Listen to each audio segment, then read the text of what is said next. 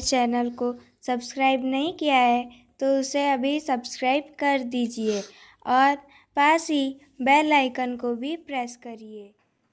नमस्कार छात्रों, आज कक्षा 10वीं गणित अध्याय 4 के द्विघात समीकरण प्रश्नावली 4.2 के प्रश्न क्रमांक 5 को हल करते हैं। प्रश्न क्रमांक 5 है, एक समकोण त्रिभुज की ऊंचाई उसके आधार से 7 सेंटीमीटर कम है। यदि कर्ण 13 है तो अन्य दो भुजाएं ज्ञात कीजिए। तो मान लेते हैं दिया है समकोण त्रिभुज की ऊंचाई आधार से 7 कम है तथा कर्ण कितना है 13 है। तो इसका एक चित्र डायग्राम बना के हम समझते हैं कि ये एक समकोण त्रिभुज है। इसका आधार यदि x है तो इसकी ऊंचाई जो होगी आधार से 7 कम है, मतलब x से 7 कम है, x ऋण 7 होगी और कर्ण कितना है 13 है। तो इसको हम मान लेते हैं, माना कि आधार x है तो ऊंचाई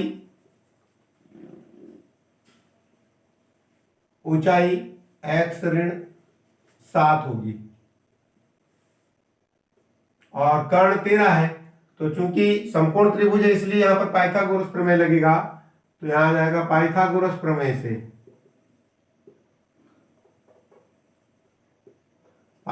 प्रमेय से चूंकि कर्ण का वर्ग बराबर होता है लंब का वर्ग धन आधार का वर्ग, इसलिए कर्ण हमारे पास 13 है, यानी कि 13 का वर्ग बराबर लंब x ऋण 7 पूरे का वर्ग धन आधार है x का वर्ग। क्या जाएगा अभी इसको हल कर लेंगे। 13 का वर्ग कितना हो जाएगा, 13 गुणित 13 यानी 169 बराबर x का वर्ग, इसका विस्तार करते हैं तो x का वर्ग धन 7 का वर्ग यानी 7 7 49 ऋण 2ab यानी कि 7 दूनी 14x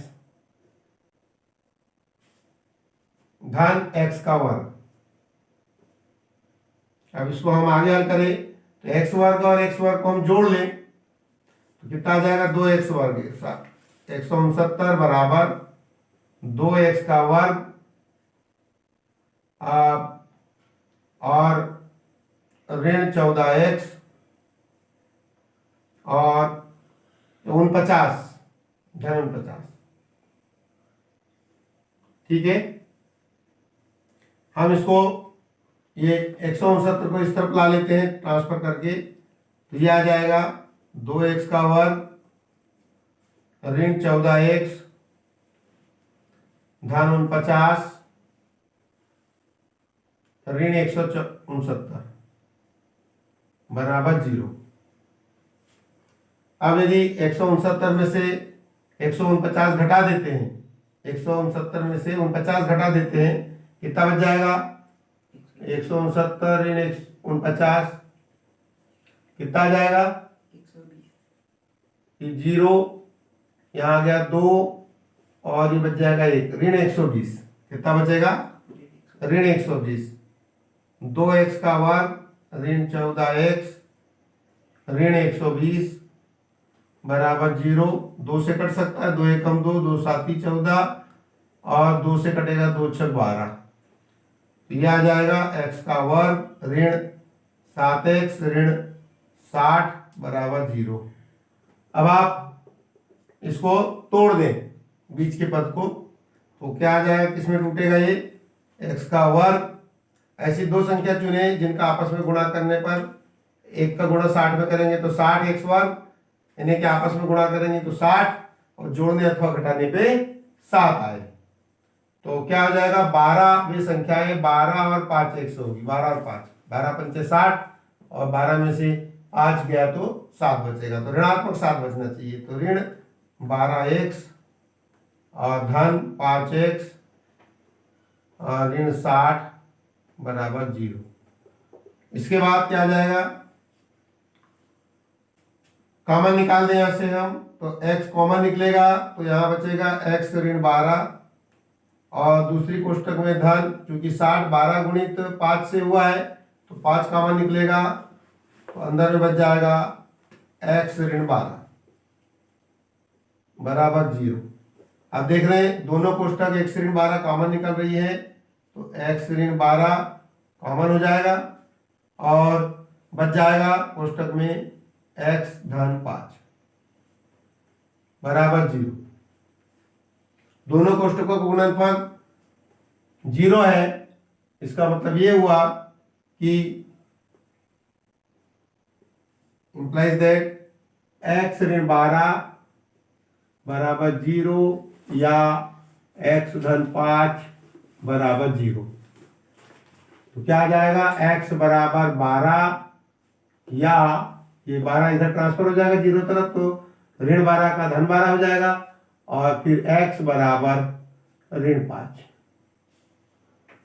जो x का मान है यानी कि आधार है 12 हो सकता है या ऋण 5, तो ऋण 5 कोई वास्तविक संख्या नहीं है, काल्पनिक संख्या है, इसलिए हम ऋण चिन्ह को छोड़ देंगे तो x का मान 12 ही होगा, यानी आधार 12 होगा, है ना।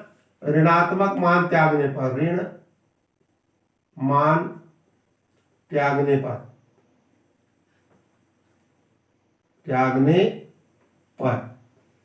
तो क्या जाएगा, आधार बराबर आधार x बराबर 12 होगा,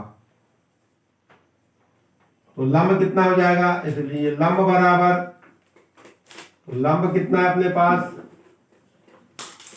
x ऋण 7, यानी कितना हो जाएगा 12 ऋण 7 बराबर 5। अतः समकोण त्रिभुज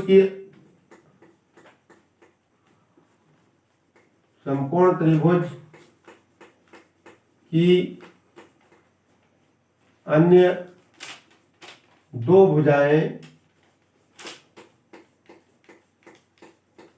5 एवं 12 होगी, 5 एवं 12 होगी।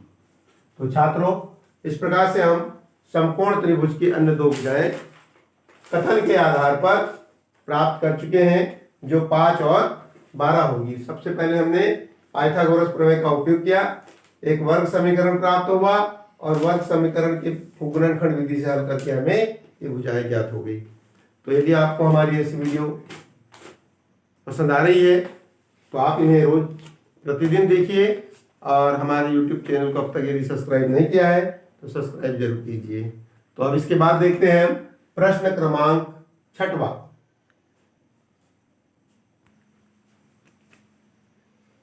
छात्रों, अब है प्रश्न क्रमांक 6। प्रश्न क्रमांक 6 में दिया है, एक कुटीर उद्योग एक दिन में कुछ बर्तनों का निर्माण करता है। एक कुटीर उद्योग एक दिन में कुछ बर्तनों का निर्माण करता है। एक विशेष दिन यह देखा गया कि प्रत्येक नग की निर्माण लागत उस दिन के निर्माण किए बर्तनों की संख्या के दुगने से 3 अधिक थी। यदि उस दिन की कुल निर्माण लागत 90 रुपए थी तो निर्मित बर्तनों की संख्या और प्रत्येक नग की लागत ज्ञात कीजिए। अब इस कथन को समझिए, बहुत ही विचित्र है। अब इसको हल करते हैं हम। हल दिया है, एक बर्तन का मूल्य एक दिन में निर्मित बर्तनों की संख्या के दुगने से 3 अधिक है और एक दिन में बने कुल बर्तनों की लागत 90 रुपए है। इसे आप ठीक से समझे। ये कह रहा है, मान लेते हैं हम कि माना कि एक दिन में बने या निर्मित, एक दिन में निर्मित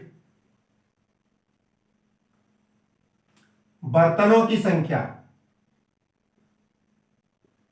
बर्तनों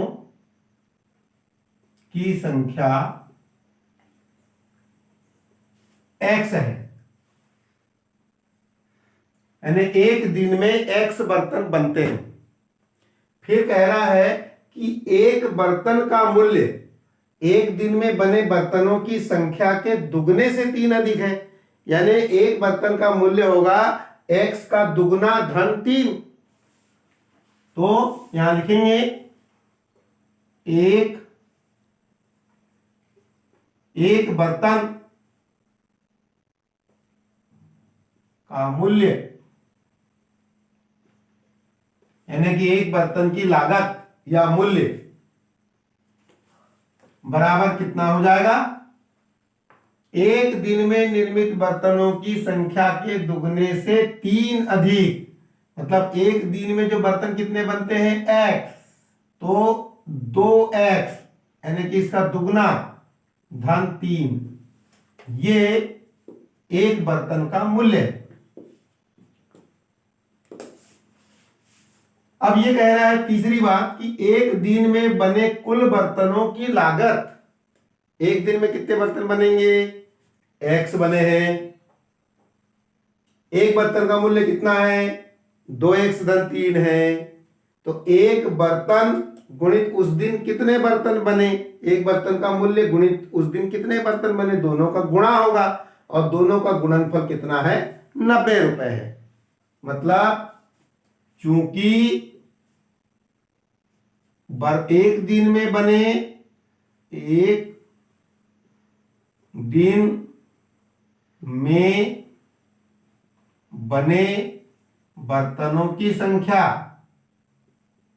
बर्तनों की संख्या गुणित एक बर्तन का मूल्य, एक बर्तन का मूल्य बराबर कितना है, 90 रुपए। कितना है, 90 रुपए। इसलिए एक दिन में बर्तनों की बनी संख्या कितनी, x गुणित एक बर्तन का मूल्य है 2x धन 3 बराबर हो जाएगा 90। अब आप इससे समीकरण बना लीजिए, वर्ग समीकरण बना लेंगे हम।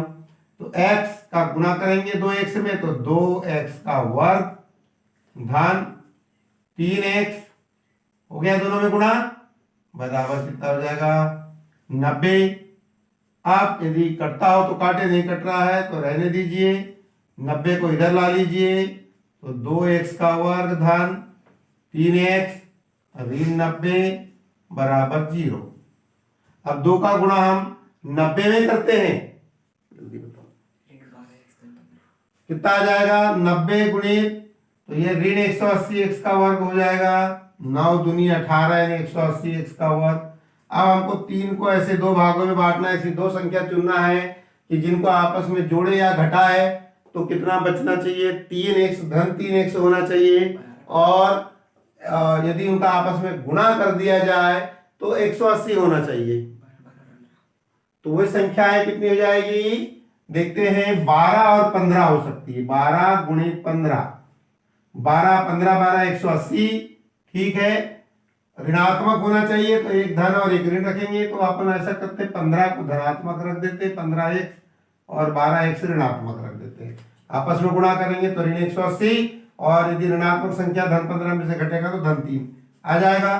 तो ये आ गया 2x का वर्ग धन 15x ऋण 12x ऋण 90 बराबर 0।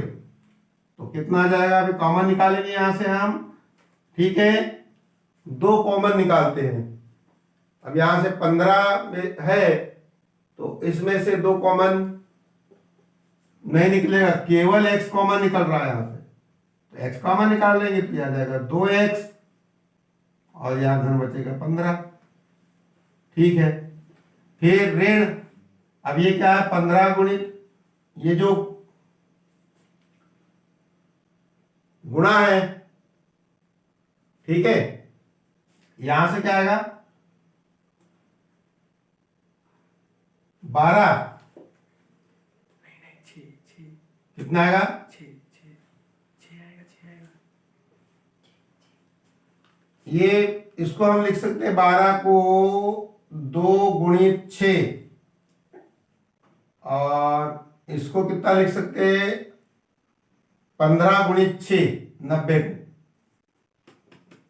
तो दोनों में से कितना कॉमन निकल सकता है 6 कॉमन निकल सकता है और अंदर बच जाएगा कितना यहां पर 2x, 2 बचेगा 6 दूनी 12 2x और यहां बच जाएगा कितना 15 धन 15 बराबर 0।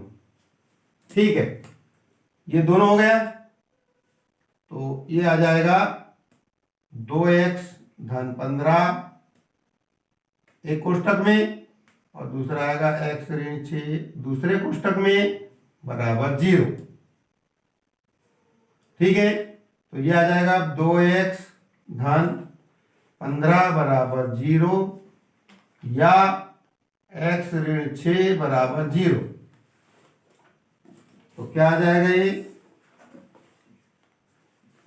2x बराबर ऋण 15 या x ऋण x बराबर 6।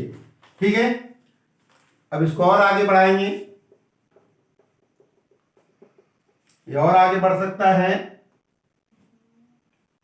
तो इंप्लाइज दैट x बराबर ये 2 चले जाएगा इसके नीचे तो ऋण 15/2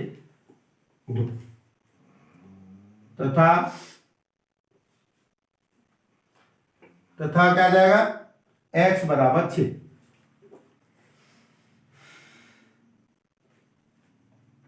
ठीक, तो छात्रों ऋणात्मक में हम मान त्याग देंगे, ऋणात्मक कोई मूल्य नहीं होगा। x बर्तनों की संख्या है, जो हमने एक दिन में बने बर्तनों की संख्या x है तो ऋणात्मक संख्या नहीं होगी, तो ऋण मान त्यागने पर तो ऋण मान त्यागने पर एक दिन में बने बर्तनों की संख्या, एक दिन में बने बर्तनों की संख्या x बराबर कितनी हो जाएगी 6। एक दिन में बने बर्तनों की संख्या कितनी हो जाएगी 6 बर्तन बनेंगे और एक बर्तन का मूल्य, एक बर्तन का मूल्य कितना हो जाएगा, एक बर्तन का मूल्य कितना निकाले थे हमने 2x धन 3, 2x धन 3 यानी कि 2 गुणित 6 धन 3 बराबर कितना आ जाएगा 6 दूनी 12 और 3 15 रुपए।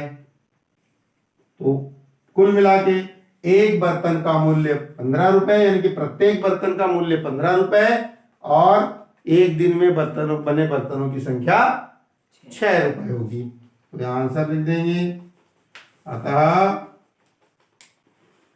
एक दिन में बने बर्तनों की संख्या 6 होगी एवं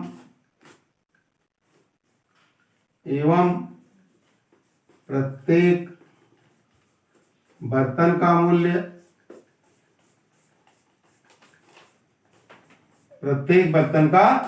मूल्य 15 रुपए होगा। तो छात्रों इस तरह से हम वर्ग समीकरण का प्रयोग करके कठिन से कठिन, इस तरह से कठिनतम कथनों को हल कर सकते हैं और हल करके हमने वर्ग समीकरण प्राप्त किया और वर्ग समीकरण से हमने उनकी समस्याओं को हल किया। यदि आपको हमारे समझाने का तरीका अच्छा लगा हो तो आप हमारी वीडियो को अवश्य देखिए, प्रतिदिन देखते रहिए और हमारे YouTube चैनल को सब्सक्राइब अवश्य कीजिए। धन्यवाद।